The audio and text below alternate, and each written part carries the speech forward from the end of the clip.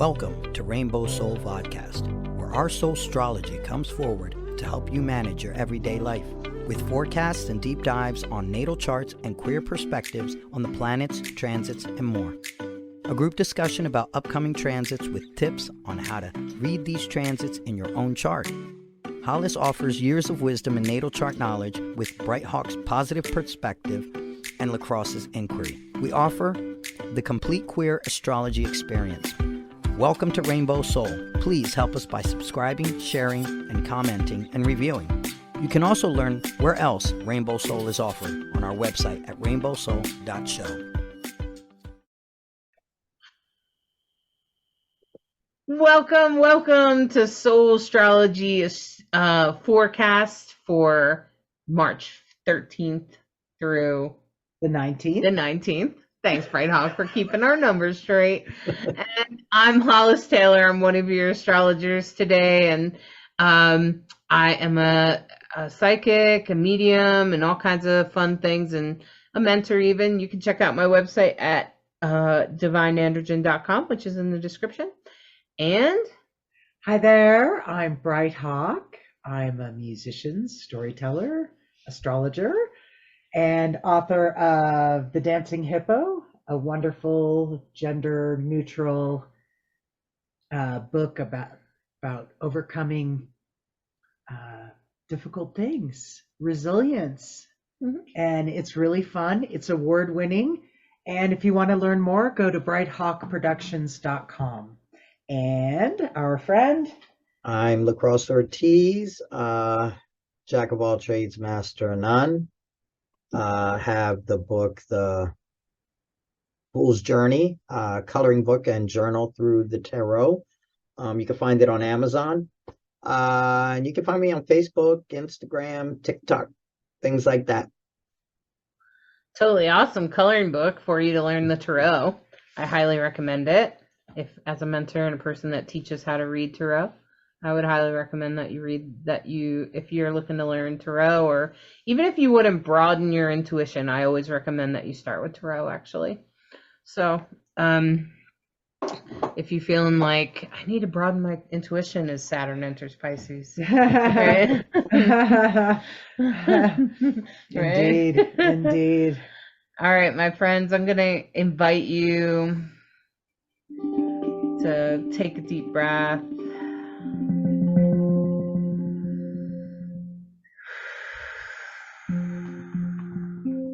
Let's take a moment to ground.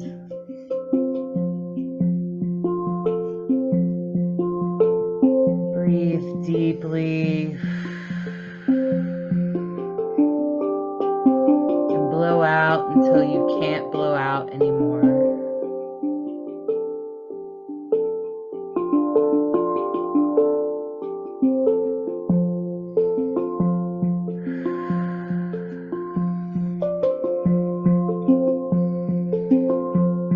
As we take this moment to be in our center,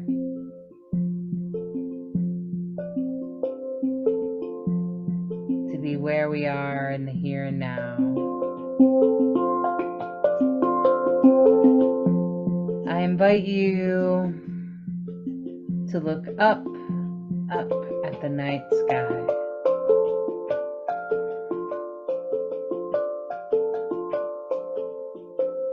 With the moon shining bright,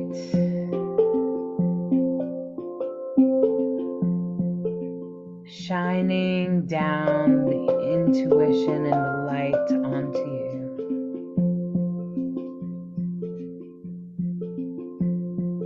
And recognize that the light coming from the moon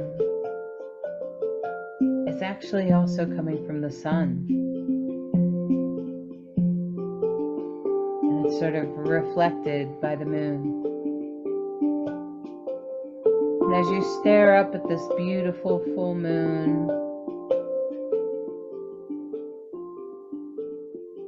information seems to flow inside of your mind.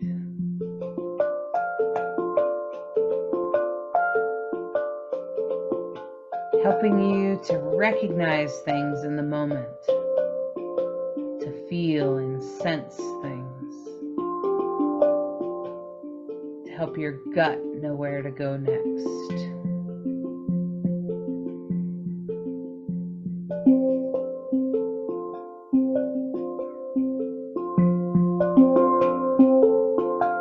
And the dark night seems to allow the shadows to linger and shows them that their presence is just as important as the light.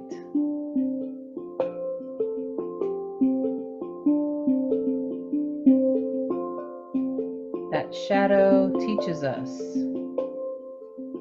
helps us grow.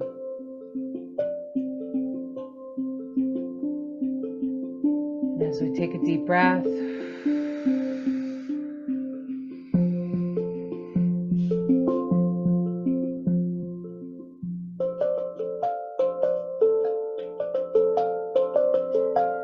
we allow the light of the moon to shine down on us and engulf us in complete intuition, protection, and love and safety.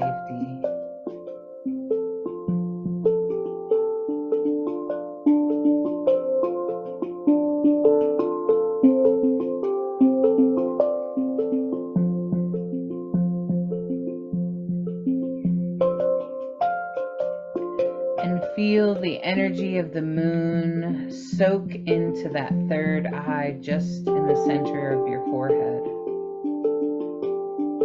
And in a way, your third eye is fed by the moon.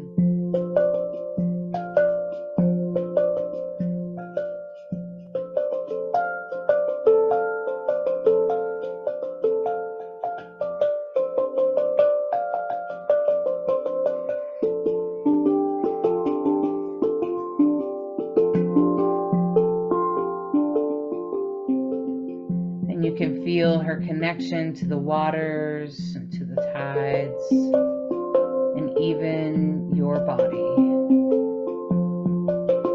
The connection of the moon to all that is alive.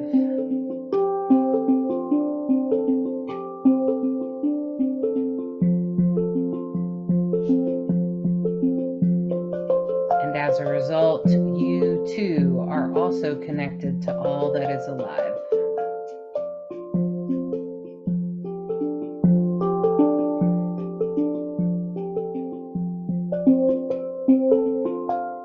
And you can take a deep smile and know that you are deeply loved.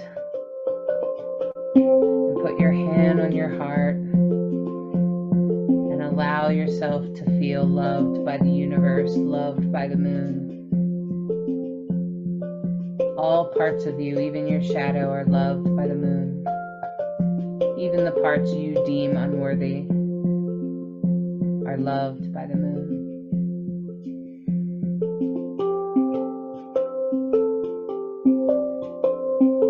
And as you take a deep breath,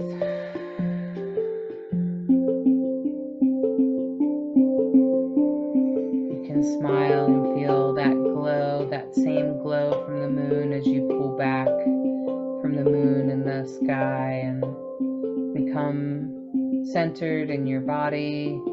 You can feel the love and the light of the moon within you now, completely holding you in love, joy, and safety.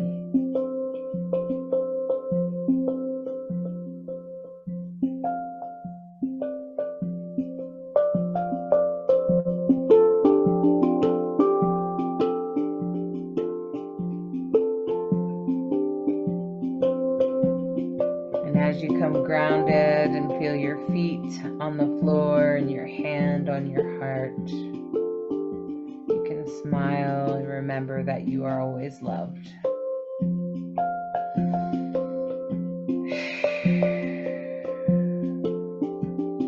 Wiggle your toes, spread your fingers, and come into the here and now.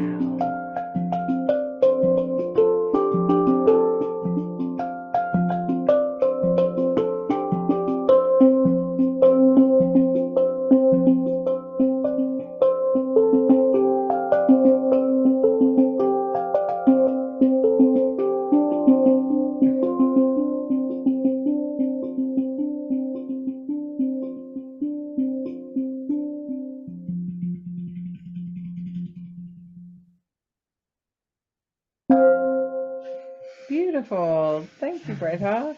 Thank you. My pleasure. Always a pleasure. All right. Thanks for the lovely journey. All right. That was fun. So in just a moment here, I'm gonna share my screen, and I'm just gonna say, my friends, March is gonna be a month. It's gonna be a month of things, okay? It's gonna be a month.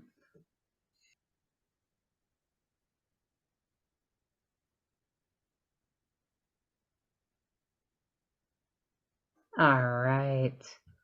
There we go. And so I do know that the month of March in itself is pretty intense and pretty well, Rick Levine, I just listened to his forecast. I have to say, the one thing that I remember before I fell asleep, Rick Levine has that effect on me sometimes. I'm just saying, well, he does. I don't think I'm the only one. Is that the year 2023 doesn't really begin until March. So, like, it becomes a profound season of changes and big moves, big planets making big moves. So everyone's feeling it. Doesn't matter where you are on the planet, you're going to feel something. mm-hmm. Yeah. So I just want to say that, because as you're listening to this, Saturn has moved into Pisces. Let me get the thing out of the way. There we go. That will be much easier. Well, maybe. Just put that little thing. Yeah. There you go.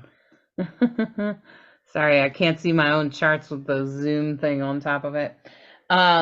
So, Saturn's already moved into Pisces. And so by the time we get to this point, which is happening right now as we're recording this, just going to say that. With a party going on in Aries with Jupiter and Venus and everything that's going on through that side of the chart, okay? Wherever your Pisces, Aries, Taurus is, you should be paying attention, okay? Because Venus has and that's the thing. There's a couple of things that are going to be happening this week. The first one, that, and I will say that most of it happens towards the end of the week. But I think in the beginning of the week, you're still going to be feeling the Saturn and Pisces thing. Oh my goodness, yes. You'll be feeling that for a while. And understand that when Saturn moves into a sign, it's there for 2.5 to 3 years, depending on the retrogrades and all the rest of it. But right now, we're, ba-boom, Saturn has entered Pisces. It has left its home sign of Aquarius. It is now in the watery world of Pisces. Saturn is about structure. Pisces is about dissolving structure. So there's this interesting thing that's happening. And, the other big thing that happens this month is Pluto moves out of Capricorn into Aquarius. We have really big things that are happening, really big cycles that are changing, 20-year cycles and several year cycles, like, Saturn entering Saturn entering Pisces, excuse me. And so it's a rockin' month. It's what it feels like to me. And of course, we're, the month of March is always equinox, right? The end of the week will be approaching equinox. The equinox is generally considered the 21st. So we'll begin our Aries season, and it's just if the energy feels like all of a sudden all the taps are open, it's because that's true, and you're perceptive and you're picking up on exactly what's happening. The lethargy of the fall and all that retrograde energy and reviewing everything and all of that kind of thing, that's gone. We are full steam ahead. Get it done. Launch it now. That's to the point of like, how am I going to get it all done? You know, Right. So if you feel like that, it's your plate is overfull, you are not alone. Matter of fact, if you're not feeling that, I'm just really curious, like, what your sign could be, because I just don't know anyone having a quiet existence right now. Most folks I know are all like, holding on for the ride, Right. And the we're all in this interesting together. Isn't that fun? So if you want to know a little bit more about the way Saturn in Pisces will affect you, I suggest that first of all you look where Pisces is in your chart. Check out where Saturn is in relation to where Pisces is in your chart. So that would be called an aspect.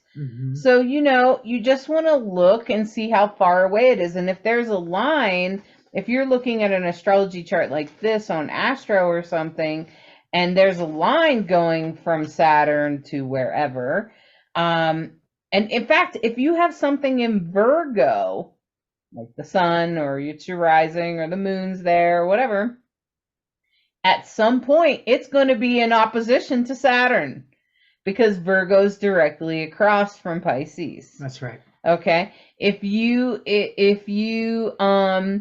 And then you also need to look at the 12th house because that's where Pisces rules. So Pisces rules the 12th house, and that's another thing you need to be paying attention to. So that's another part of your life it's going to affect. So those are kind of like the three ways to say, well, what part of my life is this going to affect? Of course, it will depend. If you have Saturn in Pisces, I'm going to say everything. If you have Saturn in Pisces, it's probably going to affect everything. If you just have the sun in Pisces, or if you're a Pisces sun or your moon or something, it will probably affect the qualities of that planet. So the sun would be like, if you're a Pisces sun, it's going to affect the way you shine your light and the way you live your life and how you go forward, which is kind of everything. But if you're a moon, it probably affects the way you process your emotions, the way you see your emotions. I would think. Right. And the other thing that's been happening, Pisces is, we think of Pisces, 12th house, spiritual, the occult, the hidden sometimes. Pisces is ruled by Neptune. So where's Neptune for you? Right now, Neptune, and it's been there for a very long time, Neptune is in its rulership. It's in Pisces, but it won't be for much longer. So again, another big planet making a big move, but it's not yet. So we're not going to go into that just now. But I do like to mention that Neptune is a psychic planet. Absolutely. I call it the psychic planet. Absolutely. So knowing those placements is really helpful. And it's always good to know like what's opposite. So opposite Pisces is Virgo, so definitely good to be mindful of those placements. That axis is getting really lit up. Whatever side you've got things on, it's going to get lit. So in the beginning of the week, I feel like you're mostly going to be feeling more of that Saturn and Pisces thing. Yeah, the moon is releasing. The moon is a gibbous phase moon. Right now we're recording, it's a full moon, right? In full moon, it happened in Virgo. And in this week on Monday, on the 13th, right? That's what we're doing? Mm-hmm. I've got the right the 13th, week. yeah, you do. I have all my weeks in a row, and I'm like, okay, wait, yeah, okay. So starting off with the waning gibbous moon. Waning moon means the moon is shedding, right? So we're releasing, we're letting go, we're evaluating what our goals were. Did we get where we needed to go? Having gratitude for whatever the lessons have been along the way. And in Sag, of course, the Sag moons are very shiny. They're bright. They're fun. It's the things that you expect Sag to be, which of course is sparkles and adventurous and optimistic and exuberant and open-minded, philosophical. I think I said that. Sincere. Sag moon on the other side can be extravagant, careful on your credit card extravagance, or careful on excess in the land of addiction. Careful about being irresponsible. Sag moon, or careless, or uncommitted. There's a spectrum there. So the Sag moon is where we start the week. Yeah, and the Sag, with the Sag energy, the thing about Sag is that, it's far enough away from Saturn. But I will say that if you have anything going on there, it could possibly be squaring it as Saturn is moving in. Well, so if you had you have 2 trines. The nice part about where we start off the week, at the beginning of the week, the moon is trining. It has nice aspects to Chiron. Trining Chiron, the planet we talk about being the wounded healer, harvesting the gifts that have, finding the gold in the scars is a story I like to tell. And it's also trining Jupiter. And of course, Jupiter makes anything bigger. So you put those two together and your blessings around healing, around, that Sag energy, there's some beautiful blessings and opportunity there. Because on Tuesday, you have a T-square. With the moon. Right, exactly. Just saying. Who's involved in the T-square?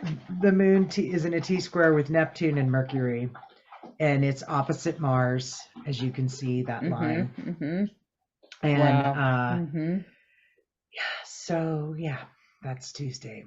The trine with Chiron and Jupiter lasts for several days. And then by Wednesday, the moon is trining the North Node and Venus, which is, again, just beautiful. Sextiling Saturn, beautiful blessings, conjunct Neptune.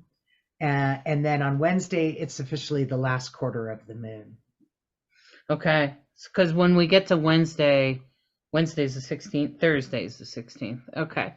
As you're coming up on Wednesday, though, I'm just going to say that, there is that T-square with the moon. And but I will say that most of the week, Pluto is trining Ceres. So that's a blessing. That's transformations about nurturing. So maybe you finally learned how to take better care of yourself. Congratulations. And so if you start noticing, if you're like really working on trying to take better care of yourself, or do more things for yourself, or self-care or compassion or something like that, that's going to be Ceres or relationships Ceres trining Pluto, which is essentially change. And that's good because this will be your gift before Pluto moves out of Capricorn. So Pluto will gift you something, probably in this week or the following week before it moves into, or as it moves into Aquarius, related to that, especially with Ceres. And it will, of course, depend on where Pluto is in your chart, what house it's in. So, there's lots of house cheat sheets out there. You can easily just look for a chart about the houses and it will tell you all the meaning of, it'll give you like keywords for the houses. Yeah, when it's in its last degree, we call that the anaretic degree, which means it's very focused, it's very precise in that last phase of that sign. And if you have anything at 29, or like right on the line of things, I would say like 28 through the first like 1 or 2 degrees. Mm-hmm. Anywhere in the chart, it's probably aspecting Pluto or Saturn or both. Okay, I'm just going to say, like, that would be me because I'm 29 Sun. Yeah, and and it's the aspect will depend on whether it's an opposition or a trine or a sextile or in conjunct, or something like that. And I was looking at my chart and my Saturn is in conjunct Saturn right now. And, my Saturn's way up in Cancer, way far away from Pisces. And I just was wondering, like I started to really contemplate that. And when it's like in conjunct tends to leave you this feeling of like not being able to quite resolve something. So that's kind of like almost the opposite side of the chart, but not quite. So an opposition is directly across and an inconjunct is almost. You can look it up on Google. It's not hard to find. You won't have it's any not problem. the same as a conjunction. No, it's not the same as a Okay. conjunction. It's inconjunct. It's almost like the opposite of a. And in fact, like, you know how conjunction is like a mixture, like a mixing pot. And inconjunct is almost the opposite of that. It's like oil and water. It's like the oil has risen to the top of the water. It's not necessarily a bad thing because then you can get the oil out, right? And that's kind of like if you're facing something in your life right now, just look at your chart and look at the degrees of everything in your chart and look and see, oh, I have Saturn at 29 degrees, blah, blah, blah, right? Okay, wherever it is. And you can figure out how many degrees it is away by just counting 30 per house. Okay? So if you look at Saturn and Pisces here in this one, it's at 1 degree. But if you just count, right, over to Cancer, it's 1 house, which is the 11th house. It's still 30 degrees. 30, 60, 90. Right? And then it'd be like 120 by the time it got to my Saturn. So you can see that like you just count by 30s for each house. And that's how you figure out how far apart it is. And, you know, that will help you understand whether it's a square, a trine, a sextile. And there's cool little cheat sheets that will show you like 90 degrees is this and 120 degrees is that. And you'll get it. And then you can just search, what is the meaning of square? And I've told you a couple hundred times what a square is. It's a challenge that you can overcome, right? It's a challenge you can overcome. And that's exactly, so some of us might be feeling that, and, you know, that applies most of the time. But I'm saying right now, if you have something at 29, like 28 through 1, there's something going on right now, because not only is Saturn and Pluto moving, you know, on the move, but so is Venus. She, you know, during, especially this week, she's moving from Aries into Taurus. And then, of course, the sun is approaching that section. And, you know, there's just so much going on. And then, of course, Mars is coming up on you. So if you have something, you know, in those later degrees, you're probably feeling it. Yeah, for sure. And Venus will move into Taurus on the 17th, which is Thursday. So, so what that means is that Venus is in Aries, which is very fiery and passionate about love and relationships. But the thing about that is that Venus rules Taurus. And so when Venus moves into Taurus, she's going to get stronger. Although Aries is a strong sign, Venus is in her home in Taurus. She's like, oh, yeah, what is going on here? So there could be some real blessings when that happens. You could feel a real sense of, so if you have any kind of relationship stuff you're doing or anything like that, now's a good time, especially because it's going to actually square Pluto. Why is that good, Hollis? You just told us a square is a challenge you can overcome. My point exactly. So if you've been having some sort of relationship troubles or something like that, this would be the day you could resolve it. This is the day that you could come to an understanding. This is the day you two could meet, maybe, or come to a deeper understanding of love, or something like that. So especially with Pluto, because Pluto's going to say, well, here's your challenge, but here's your answer. You know, Venus is going to say, here's your answer. So, and the other thing is that Venus will be sextiling Saturn. And so Venus sextiling Saturn is also, again, Saturn has just moved into Pisces and Venus is going to sextile it. And it's actually at the base of a yod that has began to form between the 16th and 17th. So this is very destined energy. This is about love. This might be about relationships or beauty or style or something, and the foundation in which that fits into. So that could be a blessing. It could be some sort of way that those two come together, and they actually point to a better nurturing, a better form of nurturing for yourself and your relationships and how life is, because that's where, if you could see the yod, you could see the yod better on the 17th.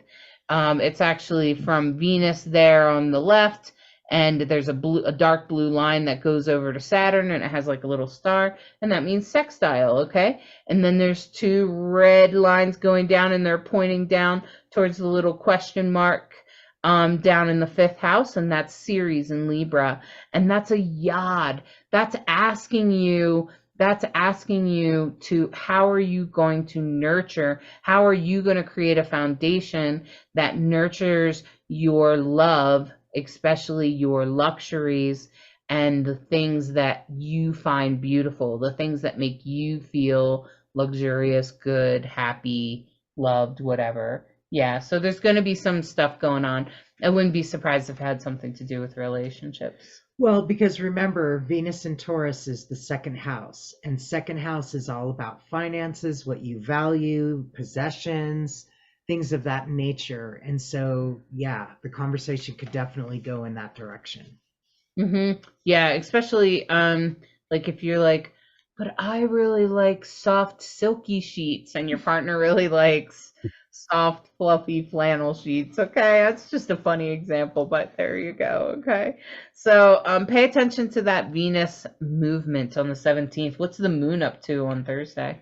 Well, then, of course, following Sag, because we start off with the moon in Sag Monday and Tuesday, and then on Wednesday and Thursday, the moon moves into Capricorn, the last quarter of the moon. And so we already talked about, there's a lovely North Node trine and trine to Venus on the 15th. When the moon moves into Capricorn, and of course, Capricorn means it's all about the mind, it's air, it's mental. Hard work, grounded. Right. So it's unemotional usually. It's very logical, Capricorn moon. It's determined, it's responsible, it's disciplined, good at getting work done, can be patient, can be committed. On the challenge side, Capricorn moon could be rigid, could be pessimistic, opinionated, materialistic, kind of on the cold calculating side, and just sort of cut things off at, gets too squishy or emotional. So the moon is obviously, what we keep talking about is the moon is about our emotions, and Capricorn is the least emotional sign in the zodiac, to be perfectly honest. So the moon on Thursday, we had trines with Jupiter and Chiron at the beginning of the week. Well, now they become squares. So there's a square with Jupiter and Chiron on Thursday. There's a conjunction with Pluto. On the sweet side, there's a trine with Uranus. So you have a lovely little blessing there, and a sextile with Mercury and Neptune. And I mean, this is just what comes to mind right away. Like, first of all, when you're saying square, the moon in Capricorn squaring Jupiter and Chiron, automatically I'm thinking, so don't be cold, okay? Don't try not to dismiss anything on that day, like Thursday. Try not to just be like, that's bullshit, right? And just dismiss something, right? And so just try not to do that. But at the same time, Hollis did that recently. I'm laughing really hard because Hollis just too quickly blurted out a text back that was like, "You're full of shit." Yeah. Try not to do shit like that. Yeah, I've definitely done it. It was Mars. We have to practice what we talk about in astrology. Definitely. Be careful what we say. So definitely. We all make mistakes. We have to laugh at ourselves when we do and try to do better. But the challenge on Thursday and Friday can definitely... mostly on Thursday, really. I agree with what you just said. Just that easy But flipping. The interesting thing about that, though, is it could trine Uranus. And so trining Uranus, that can actually be kind of helpful. Well, and you've got a sextile with Mercury, so you could have good, Yeah, you could maybe even say, positive. You could maybe like, someone could misgender you, and you could be like, whatever. And you could do the whole poof thing. You could do the whole lacrosse thing, and and it would be okay for you. Like, I'm just gonna say, if you have a poof moment on Thursday, it's okay. Go ahead and poof them, because it's trining Uranus, and that's very queer and very out of the box. If you're different or unusual, unlike other people, and you do something different and you kind of dismiss it or do it. If you don't know what I'm talking about, the poof thing, because you haven't listened to us long enough, is that lacrosse? Tell us about poof. Poof is basically when there's just somebody who they're just not on your wavelength or whatever, and they're bringing things that are not too healthy. You just poof, you banish them out of your kingdom. That's what I do. So when I feel that somebody is just not healthy for me, poof, bye. And I do the same thing. So. And in my language of when I was literally in 3rd grade, my father asked me, "What should I do with your brother?" Now, I grew up, I'm the youngest of 7. I have 5 sisters, 1 brother. And I had just finished learning the solar system. And I looked at him with great sincerity, as a 9-year-old does to my father. And I said, "You should send him to Pluto." He could not hold himself. He started giggling. He said, "Pluto." And I said, "That's the farthest place." So that was always my equivalent of poof. Yeah. I like sending them to Pluto or poof, whichever one you end up doing. But that energy of the moon in Capricorn squaring Jupiter and Chiron, trining Uranus, because it's going to allow you to be as strange as you are meant to be, including if you're queer, non-binary, or trans. And it's sextiling Mercury, and so and sextiling Neptune. It's actually good for you not to give attention to those people. So I'm just gonna say, laugh it off or poof them. That's a poof day. Thursday is the poof day. It's our poof day. Yes, for sure. So on Friday, the moon is moving into Aquarius, and it also moves into a square with the North Node and Venus.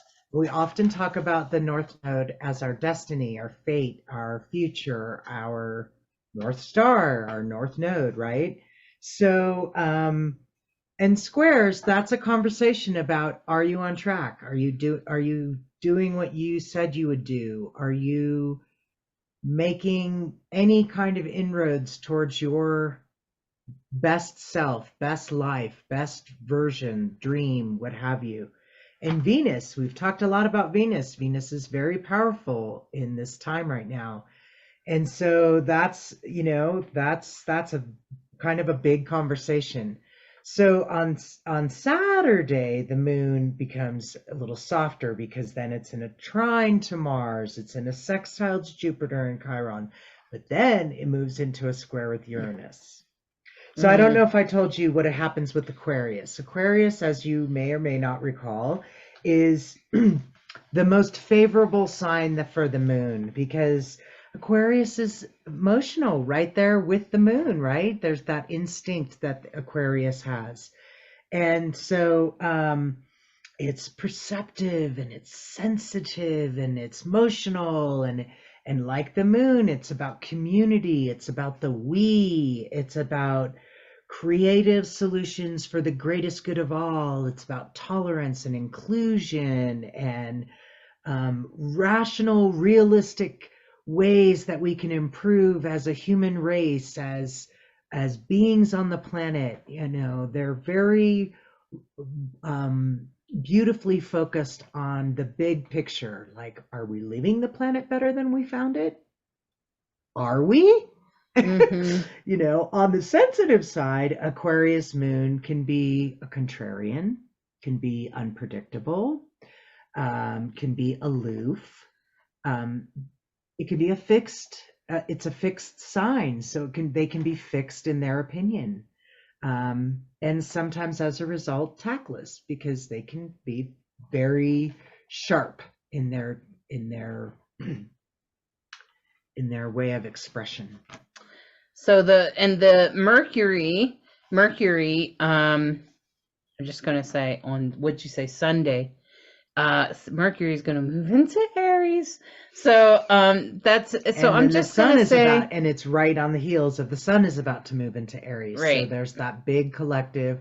we're in fire sign now, Happy New Year in the astrology, astrologically speaking. So Mercury had been a little bit more soft or quieter in Pisces. I feel like Mercury in Pisces is a little quieter. And although it may be a little bit victimized and things like that in Pisces, it's still going to be mostly going forward. But it's not as loud. But I feel like Aries is loud. Like Aries is like athletic and like the military, and when you think of Aries, you're gonna, if somebody's got a strong Warriors, Aries aggressive. placement, they're gonna identify with that warrior identity. They're gonna feel very close to that identity. And then Mercury is moving into there, so I feel like, just be aware of be aware, first of all, where's Aries in your chart. All of us have Aries in our chart somewhere. And wherever that is, pay attention, because Mercury's going to move there. So you might find yourself talking a little bit more in that department, or you may find yourself sharp or fiery in that area. So especially on Sunday, you won't quite go to work till Monday, maybe. Well, if you have a normal job, but if you're working on Sunday or something, or even as it goes into it, Monday, Tuesday, the following week, you just want to pay attention. And since the moon will still be in Pisces, or the moon will be in Aquarius at that time, right? Well, on Saturday, the moon is in Aquarius, and then it'll move into Pisces on Sunday. Oh, okay. And on Saturday and on Sunday, the moon is in a trine with Mars.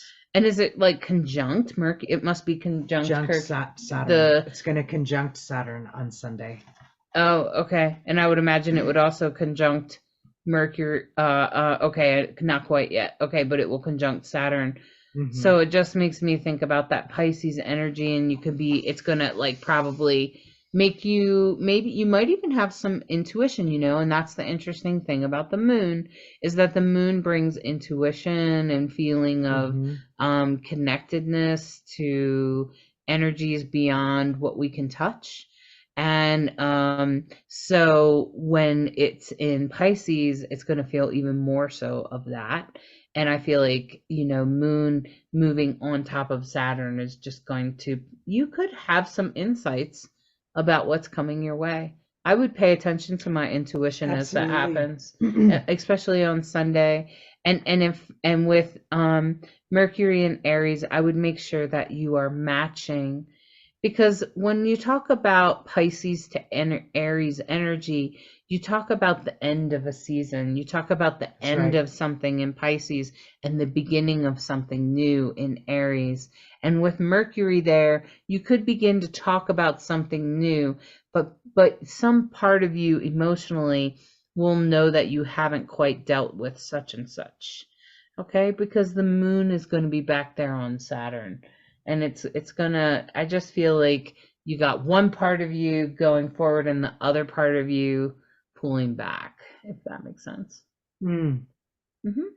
Yeah, that tide feeling. Yeah, so definitely anything where you've got 29 degrees, 0 degrees, I absolutely agree with you. Even 28 to 1 or 2, all of us who have those, because a number of us do right here, those things are going to get lit. And it's an active time. I feel like that as we come into this spring energy, I feel like we're emerging from really a hall, and now there's this emerging of the light getting brighter and brighter in front of us, and the natural things that in the northern hemisphere that we do in the spring, like picking out our seeds, planting our gardens, the things that are, starting to look out 90 days, the conversation with the North Node, there's an opportunity to really think about your dreams, your visions. What are you doing? Are you doing the things that you want to be doing? All great opportunities. And We all know that when it's not feeling great, when it's a challenge, when it's stressful, those are usually the times when we find out who we are, who's really in our corner, what resources we have, which is usually greater than we imagine. And we all know that when we look back, it's the stuff that challenged us that helped us grow and helped us learn. So, a great question to ask is, what do I need to learn from this? How can I learn even more? And, I have great optimism because all of this has a lot of positivity and a lot of opportunity for growth. So that's what I'm choosing to see and embrace. And you know what? When things do go wrong, you can always remember that it's not going to be like this forever. It's when things do get messed up, you can just be like, well, it's not going to be like this forever. For You know, sure. and I think I even said that to you recently, Bright Hawk, when we were struggling with like our car blowing up and things like that. I was like, well, it's not going to be like this forever. It sucks right now, but it's not going to be like this forever.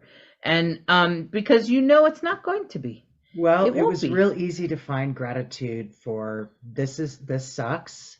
This is a problem, but it's a problem we can fix. I'm really grateful for problems I can fix Mhm. because not everybody has that. Not everybody is able to. And the work that we do with our nonprofit with Let's Dance activities, we see folks who live in a variety of conditions and circumstances. I played music for a man who has no limbs, none.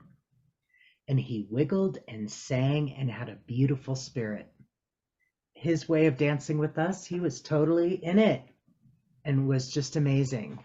And spend just 5 seconds in the presence of someone like that, and you find a lot of reasons to be grateful for problems you can solve. That's right, because I feel like we can all spend a whole lot of time. That's the thing about Pisces energy that you might want to be careful of, Oh, is being the victim. yeah. Okay. And victimization, I got really lost in it for a long time. I have several asteroids in Pisces, and man, I used to believe that I had no talents. I used to believe that I had nothing to offer the world. I used to believe that no one liked me, no one wanted to be around me, and everybody hated me. Literally, that song when you're a kid, everybody hates me, nobody Oh, likes me. That song? nobody likes me. Everybody hates me. I think I'll go eat worms. That song, yeah, I used to actually sing that song and cry. So, it's really good at victimizing myself. So I'm just gonna say it doesn't make you a bad person. It just means that you might need to shift the way you see things. Um, Totally done it. I've done it, my friends. I have done it. And I'll tell you the other thing that I noticed, one of the things that finally pushed me out of it, is that it didn't get me anywhere. I could victimize myself all day long, and it created exactly what I thought was true. So it would create nobody wanted to be around me because I constantly victimized myself. And I didn't try to do anything because I believed I wasn't good at any of it, right? And so like it's a whole list of things, right? And I created a lot of those things as a result because of my belief system. And as I started to shift those things, and started to shift the way I seen things, and took away some of that victimization that I felt, and now I rarely feel like the victim. And when I do feel like the victim, it doesn't take me very long, maybe a day or so, and then I'm like, well, if you hadn't done this, you probably wouldn't have had that. Right. And so, it's just I'm not saying that all Pisces are victims. I'm just saying that if you have a lot of business in Pisces, you might just want to understand victimization, self-victimization is definitely, hey, I'm admitting that I did it, so it's nothing to be ashamed of. It's a challenge that Spirit's asking you to get over. It's a challenge that Spirit's asking you to change. I have lots of things that are not great about me that are my quote unquote shadow. I don't even call them my shadow. They're just parts of me. And I believe that we all have these things. We all have a very long list of them, even if we deny them. We have them. And what we have to do, I think, is find those things and then learn to love them in ourselves and learn to maybe express them differently. I believe that's what we're supposed to do. And that's the point of living. And that's the point of evolving. Like that's your whole soul purpose, is to figure out where your shadow is and shift it, no matter who you are. I really think that pretty much applies to everyone. Well, I think if you want to have a higher vibrating life, and higher vibrating can mean whatever you want it to mean, you have to practice higher vibrations. And so I have found pretty good transformation by a 5-minute morning practice of sitting down. I don't even know if it takes me 5 minutes. Probably most of the time it takes me 3. 3 minutes. You are worth 3 minutes.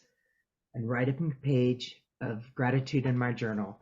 And frankly, that's what works for me. If it's writing 5 things or 10 things or whatever works for you. But I can promise you that if you want a way out, you have to create a different practice. So if you find yourself in the habitual, and I'm guilty of this, habitually finding something to bitch about in the morning or whenever, you have to change the habit. You have to find a different habit. So for me, I highly recommend and can speak from experience that 3 minutes a day, writing gratitude. And I started to realize if I didn't do it every day, how long it would take before I started to just slide right down back into bad habits. Is it like 2 or 3 days? It almost is a week now, but I try to make sure that I don't go more than about 3 days. I have, by not on purpose, just because life blew up and you're like, oh my God, I haven't sat down for 4 days. Yeah. Okay. But as soon as I do, it's like maintaining a frequency, a vibration that I want to be in, that I want to maintain. Michael Beckwith, I think, has a really great. Michael awesome. Beckwith is a really great person. You can check him out. But Michael Beckwith uses language where he says, "Well, you could live a mediocre life, or you could step into a high vibrating life, or really a really high vibration." And I listened to a song called "Wake Up." It's actually not by him, but it features him, by Marla Maples. And every morning, I try to listen to it every morning during my yoga practice because he reminds me of a few things. Michael Beckwith says that you are a vibrational being. So essentially, if you're a vibrational being, then whatever you're putting out in the world is probably what you're going to be surrounded by. So if you're walking around putting out in the world, oh, woe is me, guess what you're going to be surrounded by? And then he also mentions that just by making ourselves, by improving ourselves, by doing your gratitude practice, by me focusing on my vibration and trying to make sure that I'm centered and grounded each day, doing my yoga and things like that, that then I have a better influence on people around me. I'm better able to help them. I'm better able to push them forward and show them that there is a way out of whatever they're going through. And I feel like that can be a drive, that can be a way for people. And it's a great reminder to hear every day, I feel, for me. But I have a couple of practices, and that's just one of them. So morning practices are vital. I agree with Bright Hawk. I think it puts you in a mood. they're not kidding when they say whatever you did for the first 10 minutes of your day is probably going to be the focus of your day. So pay attention to how you feel in the morning. I used to victimize myself in the morning. I used to hate myself in the morning. And that was probably from trauma as a child. So, because my mom would put me down all morning long. So yeah, so it's realness. So Lacrosse, do you have anything for us today? Well, I'm kind of thinking on the Saturn thing and the Pisces and like the connection and how you were talking about victimization. And what I'm trying to get is I know a lot of people don't really like Saturn, but I think Saturn is cool as shit because Saturn's like a no bullshit planet. This is like boom, and it's in your face and it's about accountability, and I'm all for that, and I worry because I know Pisces is very emotional water, and if people aren't careful, they're not going to see it. When Saturn comes and tells you, look, this is the way it is, it's not going to come all lovey-dovey. It's not going to be all sweet about it. It's the kick in the pants that you need. And what I fear is that we're in such a point and such a careful point right now where people are so sensitive, and so Pisces has a way of creating illusions. And my fear is people are going to start seeing things that aren't really there, and and me myself wanting to be aware. Is this what it's really seeing? Is this what's really going on? Or is this just this energy that's going around right now where everybody takes everything at face value. Everything they see, oh, I believe it. I believe it, and it's not a point of really buckling down, digging deep. It's like wanting to get to the other side without doing the work. And I guess that's kind of what I'm seeing. I don't know if that's actually there, but that's kind of what I'm seeing. And that's scary to me. I have a very similar concern. I think it's a very good observation. I think you're accurate. Yeah. And the scary thing is we're leaving the wolf season and we're going into the hawk season. And the hawk season is about clarity, but it's a bird of prey.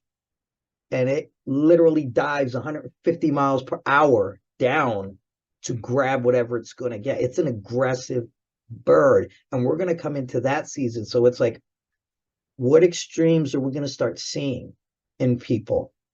Transitioning from the pack to the solitary, because it's a solitary bird. So like I said, all that is kind of going in my head, and I'm actually a little concerned as to what direction we're going. Yeah. When I started thinking about later on in the year, Neptune, which is Pisces' ruling planet, moving into Aries, I'm kind of like, that feels a little nervy to me too. So that could be some delusions, and especially I explained that Aries rules wars and things like that, and so it just makes me a little anxious about that. I've definitely thought about that. It's actually been a very similar concern. I have a very similar concern as you, Lacrosse. Very similar. So I don't know if that's our intuition talking or what. I mean, and it's already happening, right, with the whole drag thing. Yes. Like, what the hell? Like, and that's such a weird thing. Anyway, I'm always like, why do people think drag is so sexual? I mean, there are some people that bring sex to it, but there's also some people that come on in a different way. Yeah. And like, you do Edward Scissorhands, and I've done Candle in the Wind by Elton John. That's not sexual. And that's where I'm talking about that whole illusion energies, because it's not factual. This is not, I've been literally on my daughter explaining to her, follow the 2 F's. Fact, is it a feeling or is it a fact? And this is a time where people need to be following the 2 F's. Now, it's okay if it's a feeling, but if it's not factual, understand it's a feeling and it's going to pass. And we're really at that point that it's literally breaking down to this. Is this real? Or is this just my illusions and what I'm feeling? what exactly it's getting to that point where you have to literally just look at it in one or the other. Is this factual? Is this real? Because look, the fact that that bill even passed on people's based illusions of what they think they're putting drag with strippers and burlesque. And not that there's anything wrong with strippers and burlesque. I'm all for It's it. not. But this is apples and oranges. They're two fruits, but they're apples and oranges. Right. You know, and I think this is the fear, and this is not going to stop. It's going to continue. What more illusions are people going to create based of fear, based of lack of ignorance, intolerance, and lack of just in Spanish we call it mal educado, bad education. You're bad in your mind. You're bad in your how you're receiving information. And So this trauma-informed coach calls it a projection, because actually what's actually happening is the people that do see it as a sexual thing, they are turned on and they're hiding it. right. So maybe they have, and if you are generally attracted, let's just say I'm generally attracted to women, but then I oppress it. Every time I think about women being together, it's going to come up as a sexual thing usually, because I'm oppressing it, right? Because sexual is the outlet of things we oppress, okay? And so, and it's perfect. There's nothing wrong with sex. Sex is just fine. It's an expression of what we have oppressed. And so if you look at drag and only see a sexual thing, that's because there's a part of you that is oppressed. Because drag is not sexual unless you project that onto it. And then therefore that tells me the people that passed that bill are actually homophobic, closeted queers. And so there's something part of them that is attracted to that gender bend. And we all know, I personally am attracted to gender bend. I've always thought gender bend is attractive. I don't usually find myself attracted to people that have penises. But, I guess anything's possible. I don't like to say no, but typically I like women. I like people that are, but I usually like strong women. I like women that hold their power. And I know that about myself. It's not oppressed, so it doesn't come out during drag. I'm not oppressing my sexuality, but when you're oppressing your sexuality, and then the other problem is that Christians there's a cult of Christianity. And in fact, I was thinking about this today. Nostradamus predicted that there would be, during this time where we are now, that there would be a man who pretends to be of God, who is actually in sheep's clothing. I think we all know who that is. And then also there would be an entire cult of people that are actually devils in sheep's clothing, that they actually hate. And they're actually not of God. They are not of, and to be frank with you, if you had to say one group of people that hate more than any other people on the planet, you would come down to the Christian faith, because the Christians, and maybe, I don't know, maybe there's another faith, but in America at the very least, Christians are the most hateful group, or the largest, most hateful group among us. They kill queer people on a regular basis. They think I guess they think it's okay to murder people if they're queer, and they consistently make us out to be sexual deviants when we're not. And that's because they're sexually oppressed, because Christianity is sexually oppressive as a religion generally. And so I'm like, the psychology of what's happening right now to this Scorpio rising, who's very Nostradamus got it right. I'm like, Nostradamus, I think you nailed it, man. I think that's exactly what's going on. fuck, man. Because Oh boy. it's really getting bad, and the more you watch as to what's going on, and the more that they keep pushing this issue and pushing this issue, it's just, you know, it. I think what's going to end up happening is there's going to be that authority from Saturn is going to start kicking ass and clearing up the illusions, and I think that's going to be Saturn's job here. It's literally going to break. I don't know that Pisces is going to dissolve the authority, because I think that authority is going to get so fed up. And it's not just authority government. I mean, it's just people getting fed up and people saying, no, this is, we're done. We're done here. Because if it's about lessons learned, we have been following this lesson for thousands of years. Homosexuality is bad. Homosexuality is bad. This is bad. This is bad. Eventually, it's going to come a time where history is not going to repeat, because people are tired of it. And I think this is what the direction I think that Saturn is going, to teach that lesson. You guys are going to get the lesson, and it's time for us to break this illusion. We need to remove this illusion, because this is not what it's about. I mean, once again, that's just my input. I hope I'm right.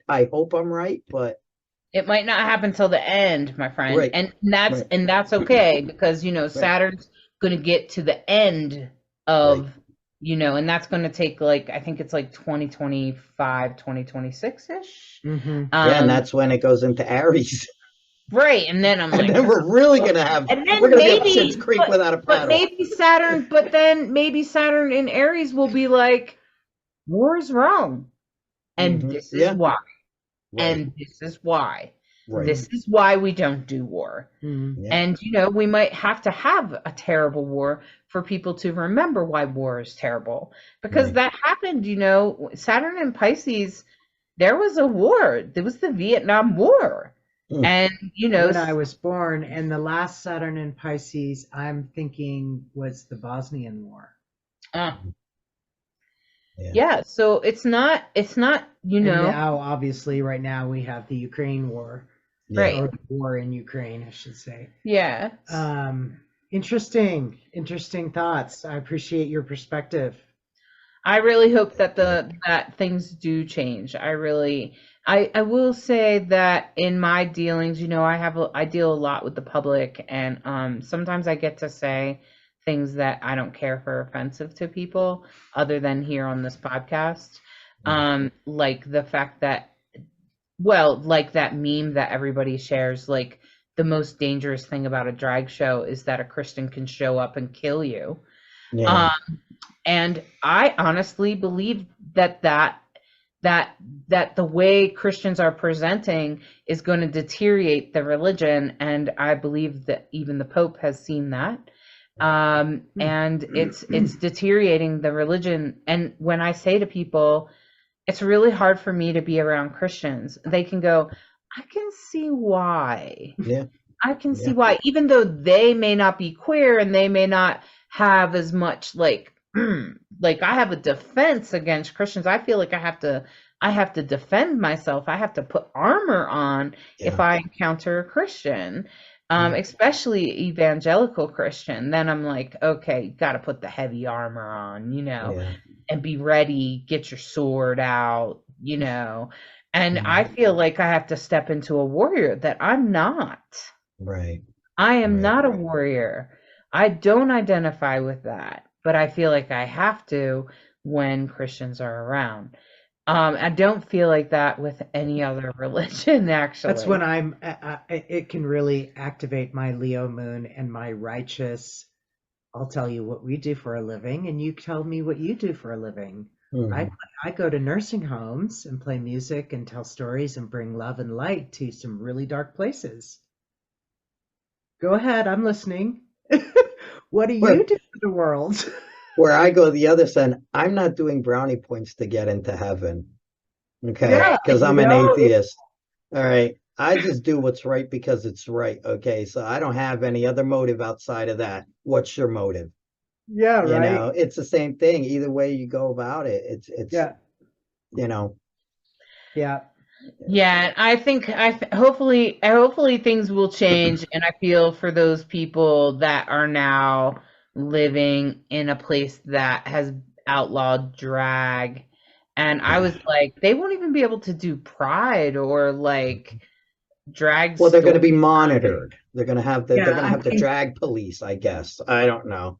I think drag story time is part of what put these crazies over the top and where they've just lost touch with reality and what Yeah. drag really is and what it isn't. But a I lot feel of like people they're have so weird deeply, ideas. deeply confused. But a lot of people have weird And ideas about I drag. get it because I didn't know what a drag king was before I met you. I didn't know what drag was. And I thought it, because of the way things had been presented, that it had a more deviant vibe than it does. And when you first explained drag to me is theater and people impersonating and having a good time. And I was like, oh, it's theater. I get it. Okay, great. I'm on board. But honestly, until I had met y'all and learned and seen for myself, both in front and behind stage, Right. more behind stage than even, um, Her uh, first drag show, she was behind stage helping me get dressed. yeah, and it was great fun. And I'm a theater geek from way, way, way back. So that's like, oh yeah, grease paint. I get it. And and I realized how wrong I was. How I don't know where I got the story I got, but I can only imagine it was from Hollywood or television or whatever.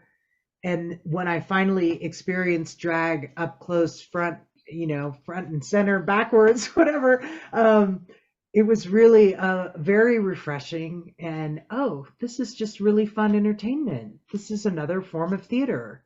And I think when I didn't know anything, I was probably in the category that these idiots are in, which is lumping it together with, striptease and burlesque and something that's just never been what I've seen at I don't even know how many drag shows we've gone to across the country. Remember, Hall has performed in drag across the country. So none of what I've heard those people talk about is what I've seen across the country.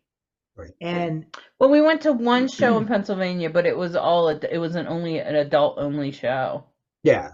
They do have them where it's specifically adult once, only, and there is disclaimers, like they'll have like they call it variety, they call it draglesque, which is a Yep. combination of burlesque and drag, but Perfect. it's in the name, it's draglesque, so you know that you're going to a burlesque show, yeah, Right. so But at Pride, they specifically tell you nothing. That's like part of the rules. No yeah, sexuality.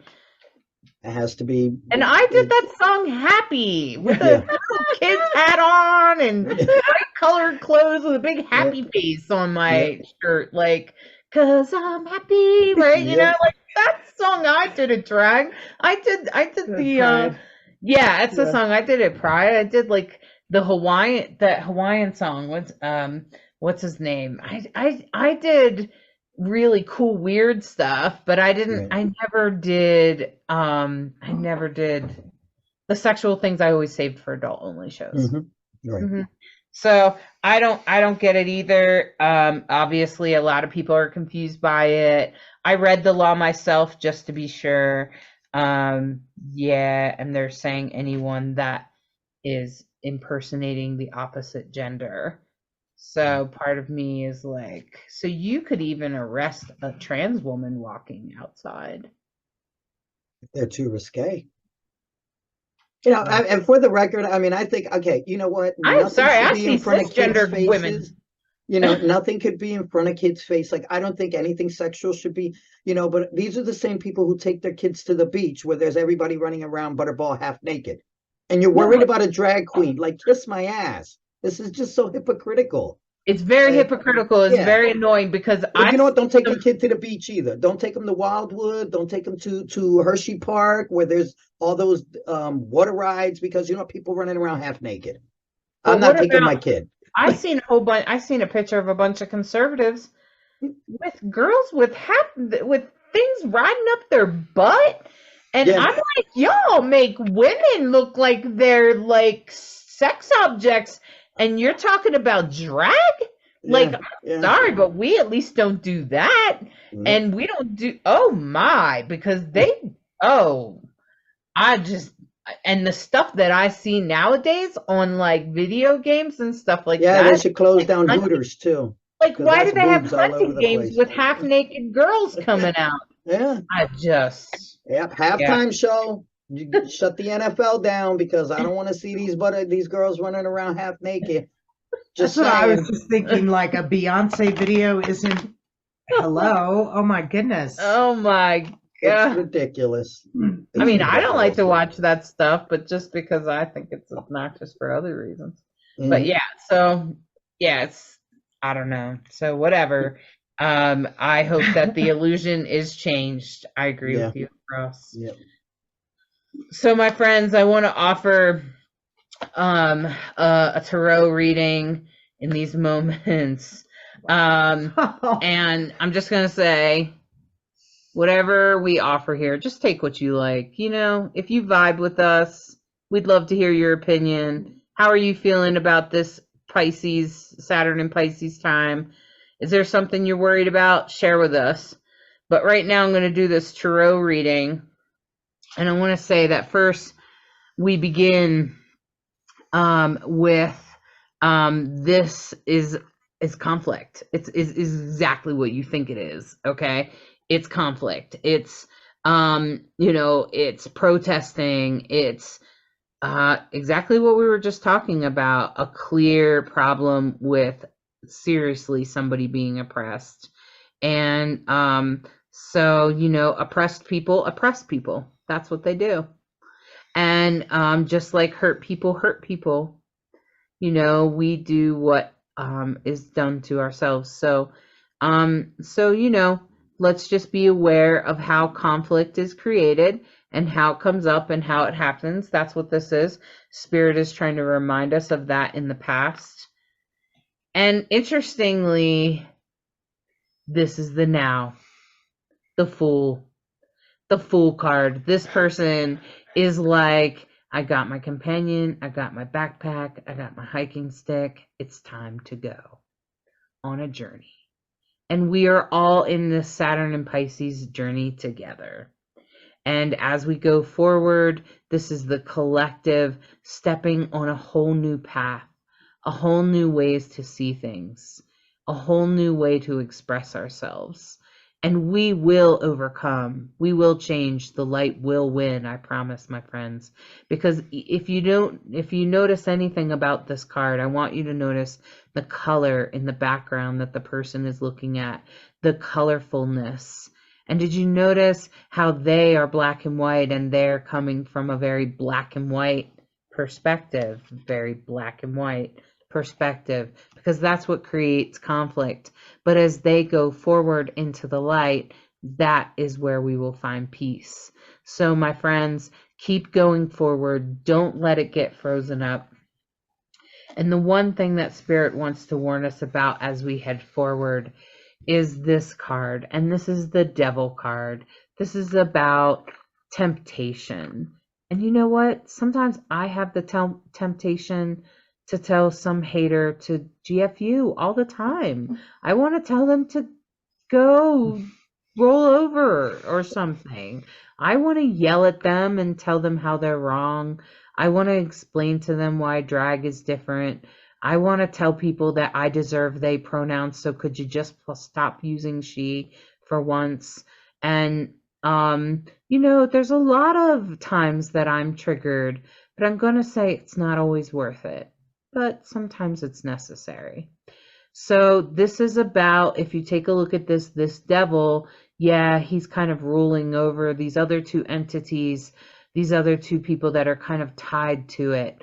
So just recognize the addictive patterns of anger and conflict. And that is the one thing that I have learned in my life that has turned out to be pretty priceless, is that there is an addictive nature to all of our emotions, especially anger, especially conflict. Some of us are addicted to it and we hate it. It's like being addicted to cigarettes, but hating them, and So be aware of your addictions, be aware of those things, and it's okay to give in occasionally, but try not to give in as often as maybe that hurts you. Because that's what this, because those people being tied to that devil like that, you can imagine would be damaging to them, right? Because now they're pushed up against all the sharpness and the draining energy of the devil, and they're also blindfolded, you can notice, which means that they don't see the light, they don't see real things, they're under an illusion. And so that's exactly what the devil card is about.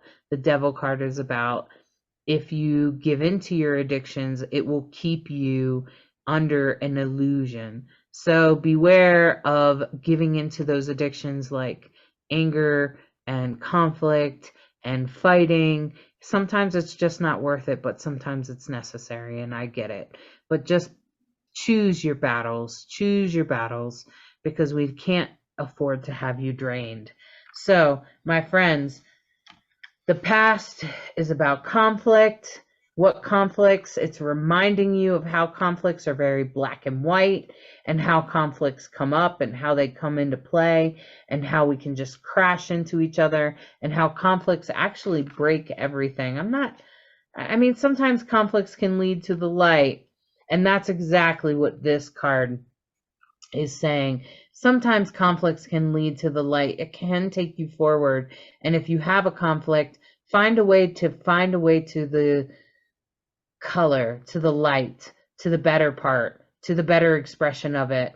Because you could just leave everything black and white, but, well, life is kind of boring in that way. And anyway, as you go forward, make sure that you don't give in to those temptations, those things that lead you off your path, those things that make you angry or make you get, obsessed with things. And that's exactly what this card is all about. It's the devil card, and it's essentially reminding you that when you give into addictions, they tie you down and they keep you under an illusion. Wow. Thanks for that reading. That was a good reading. Good reading. Thanks.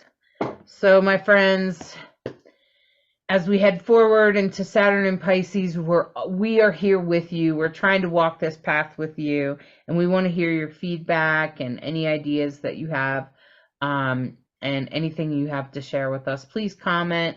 We want to hear from you.